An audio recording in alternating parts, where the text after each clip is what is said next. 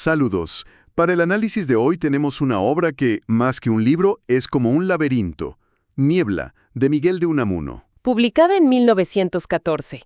Y vaya que es un laberinto. Sí, las fuentes que tenemos son fragmentos clave. Desde sus prólogos, que ya son desconcertantes, hasta ese final tan famoso y polémico. Y tan discutido. La misión de hoy es, pues, intentar navegar esa niebla existencial que Unamuno construye. Nos vamos a clavar en las grandes preguntas que plantea. ¿Qué significa existir? ¿Dónde acaba la ficción y empieza la realidad? Exacto. Y sobre todo, entender por qué él se negaba a llamar la novela. Insistía en ese término que se inventó, nivola. Es que esa, yo creo, es la clave de todo.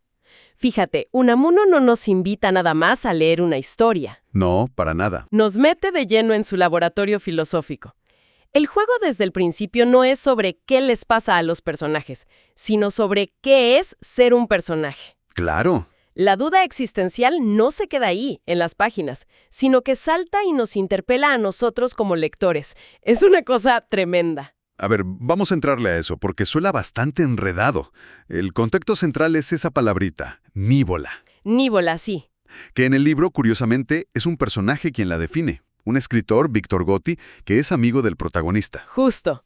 Él explica que es un género donde los personajes como que se van haciendo sobre la marcha. O sea, con sus diálogos, con sus acciones, sin un guión previo del autor, ¿no? Pues sí, es toda una declaración de intenciones. Pero hay que entender el contexto para ver lo radical que fue. Claro, el realismo del siglo XIX. Exacto. La novela tradicional buscaba ser un espejo casi científico de la sociedad. Documentaba la realidad. Y llega Unamuno y básicamente hace añicos ese espejo. Lo rompe. Completamente. Él no quiere reflejar la vida. Quiere que la vida, con su caos, su falta de lógica, sus contradicciones, irrumpa en la obra. Entonces no es un capricho, es una rebelión filosófica en toda regla. Pero a ver, una pregunta. ¿Qué tan real es esa libertad para el personaje? Buena pregunta. Digo, al final del día, Unamuno es el autor, ¿no? No es solo una ilusión de libertad, un truco para hacernos pensar que la historia se escribe sola. Esa es precisamente la pregunta que Unamuno quiere que nos hagamos. Él juega todo el tiempo con esa ambigüedad. Y lo vemos desde los prólogos. Los prólogos son una locura. Primero, un personaje de ficción, Víctor Gotti, escribe el prólogo del libro real que estamos leyendo. Y luego, el propio Unamuno escribe un postprólogo. Donde se queja de Gotti y hasta lo amenaza de muerte si sigue molestándolo. Es un juego de muñecas rusas. Con esto, Unamuno se adelanta décadas a lo que hoy llamamos Metaficción. Exacto, la ficción que habla sobre sí misma como ficción. Oye, y es que eso es algo que hoy vemos mucho, pero en 1914. Era una bomba. Autores como Borges, Cortázar, Calvino lo hicieron famoso mucho después. Unamuno ya estaba rompiendo la cuarta pared, haciendo que los personajes le hablaran de tú al autor. Nos está diciendo desde la primera página, cuidado, las reglas que conoces no aplican aquí. Y que la línea entre su mundo y el nuestro es mucho más delgada de lo que creemos. Y el vehículo perfecto para explorar ese caos, para ser el conejillo de indias de esta nivola, es el protagonista, Augusto Pérez. Uf, Augusto. Un hombre que es casi la personificación de la duda, ¿no es así? Totalmente. Lo conocemos en una escena que lo define por completo. Sale a la calle, empieza a llover y no sabe si abrir el paraguas. Pero su duda no es práctica, no es por si se moja. No, para nada. Es estética. Piensa que un paraguas cerrado es tan elegante como es feo un paraguas abierto. Vive completamente en su cabeza, en un mundo de abstracciones. Es un personaje que no actúa, sino que piensa en actuar. De hecho, Unamuno usa otro término para él, que me encanta. No es protagonista. Es un agonista. Un luchador, pero su lucha es interna, es contra sus propias ideas, contra la niebla de su existencia. Y esa es la tragedia de Augusto. Pasa la vida observándose vivir, en lugar de vivir. Exacto. Tiene monólogos larguísimos con su perro Orfeo, donde se hace las preguntas que Unamuno quiere explorar. ¿Existo de veras? ¿No seré un ente de ficción? Justo, un pretexto para que mi autor cuente su historia.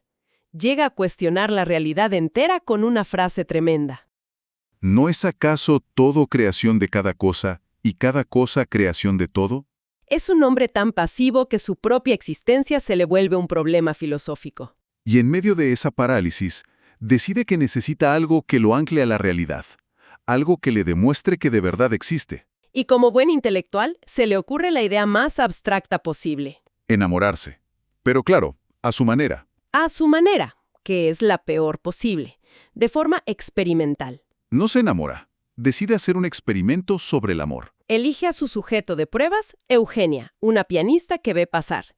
Y todo su cortejo es teórico, es torpe. En lugar de seducirla, le ofrece pagar la hipoteca de su casa, como si el amor fuera una transacción. Y ahí es donde choca de frente con la realidad, porque Eugenia no es una idea. No, es una mujer con mucho carácter, con deudas y con un novio al que no piensa dejar.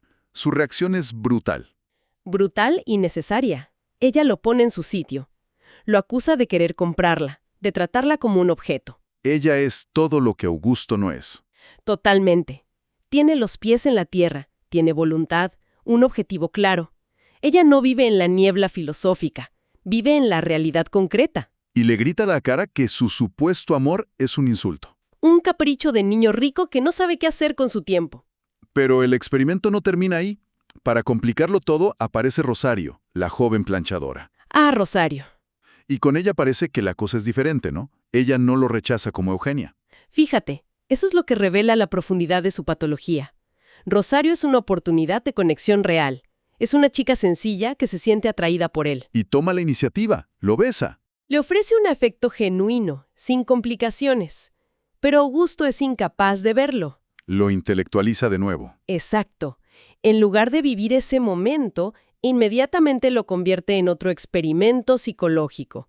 Empieza a compararla con Eugenia, a analizar sus propias reacciones. Para él, Rosario no es una persona, es la variable B de su experimento.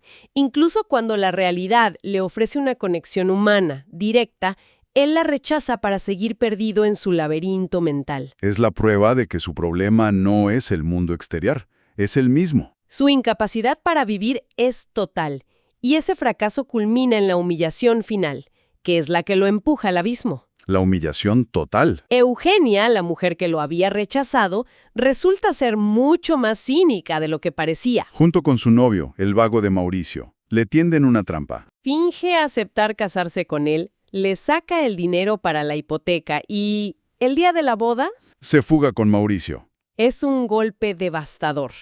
Por primera vez, lo saca de su niebla a la fuerza.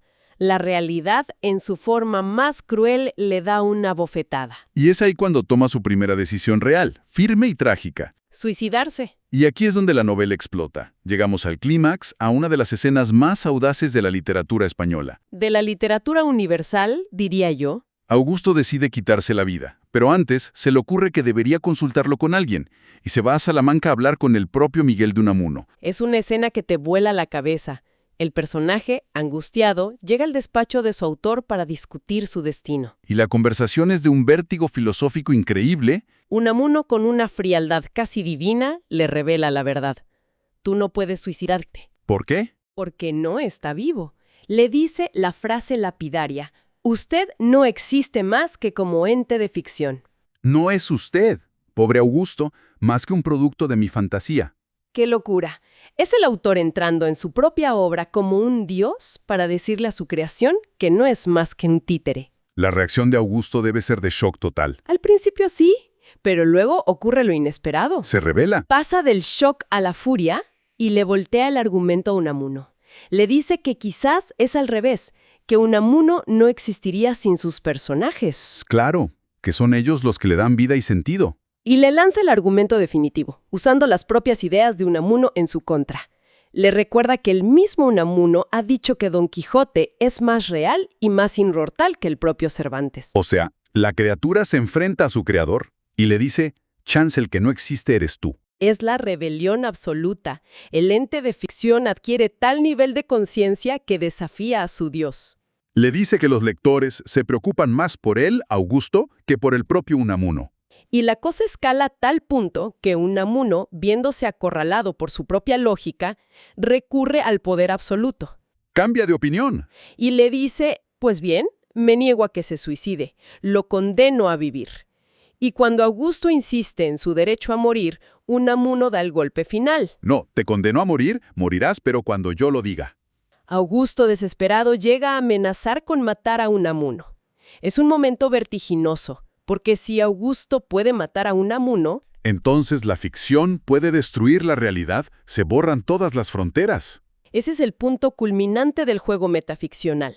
Al final, Unamuno lo expulsa de su despacho y Augusto vuelve a casa, sentenciado. Ya no por sí mismo, sino por su creador. Y su muerte es tan extraña como su vida. Llega a casa, le da un hambre voraz, se da un festín y de repente se muere.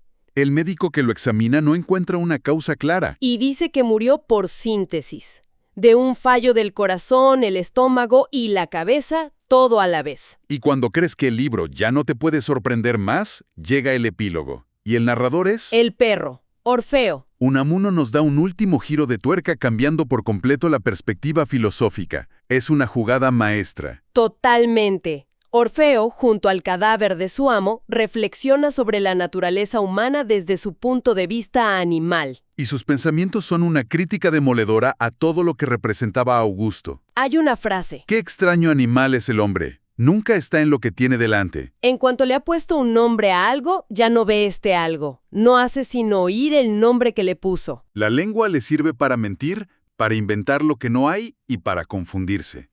Qué fuerte. Es brillante. Es el contrapunto perfecto. La visión del perro está anclada en la realidad sensorial, en el aquí y el ahora. En el olor, el tacto, la presencia. Una existencia sin palabras, sin conceptos abstractos. Contrasta de forma brutal con el mundo de ideas, de palabras, la niebla en la que vivió y murió su amo. Y al final, Orfeo se niega a comer y se deja morir de pena junto a Augusto. En un acto de lealtad y existencia auténtica que ninguno de los humanos de la novela fue capaz de tener. El perro, sin toda la parafernalia intelectual del hombre, demuestra tener una conexión más real con la vida. ¡Increíble! Entonces, si tratamos de juntar todas las piezas, ¿qué nos queda? Niebla no es solo una historia, es una provocación. Un artefacto diseñado para hacernos dudar de todo. Unamuno disuelve las fronteras entre autor, personaje, lector, y nos obliga a entrar en su juego. Nos obliga a preguntarnos por nuestra propia condición. Y creo que ahí queda una idea para seguir masticando. Al crear un personaje que se da cuenta de que es un personaje, Unamuno nos está poniendo un espejo delante. Claro. Si la vida de Augusto era una nívola, una historia contada por otro, ¿qué nos garantiza que la nuestra no lo sea también? Uf, qué pregunta. Y si, de alguna manera, todos somos agonistas, luchando dentro de una narrativa que no controlamos, intentando descifrar un argumento que alguien más está escribiendo.